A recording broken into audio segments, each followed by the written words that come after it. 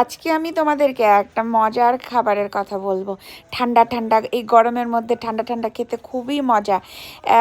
এইটা তোমরা অনেকেই খেয়েছো, বিশেষ করে স্কুলের পাশে স্কুল ছুটি হলে মামারা বিক্রি করতো, আমরা খুবই পছন্দ করতাম।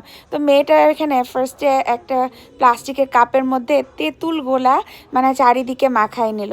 এরপরে কি দিল জানো, এটা হচ্ছে আমের মানে ম্যাঙ্গো ম্যাঙ্গো সস দিল। তারপরে এখন দিচ্ছে হচ্ছে কুচানো বরফ।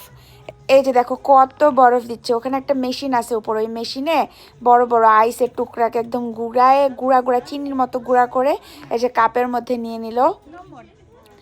তারপরে এখন আমাকে জিজ্ঞেস করতেছে যে কতখানি দেবো, আমি বলছি অল্প দাও, আমার গলা ব্যথা করে ঠান্ডায়।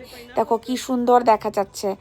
এখনও দিবে হচ্ছে এর উপরে সুন্দর মতো করে আবার আমের সস দিয়ে দিচ্ছে।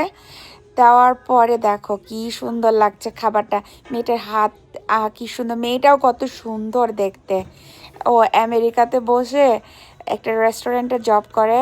আর এখানে হচ্ছে দেখো এখন দিয়ে দিচ্ছে হচ্ছে আনারস। আনারসকে হচ্ছে সিরাপের মধ্যে ভিজায় আচারের মতো করছে। এই যে দেখো, এরপরে দিচ্ছে হচ্ছে এটার মধ্যে তেঁতুল গোলানো। আমার তো এখনই জিভে জল চলে আসছে। এটা হচ্ছে আসলে গোলা, ওই যে স্কুলের পাশে যে গোলা আইসক্রিম বিক্রি করে না, সেইটা।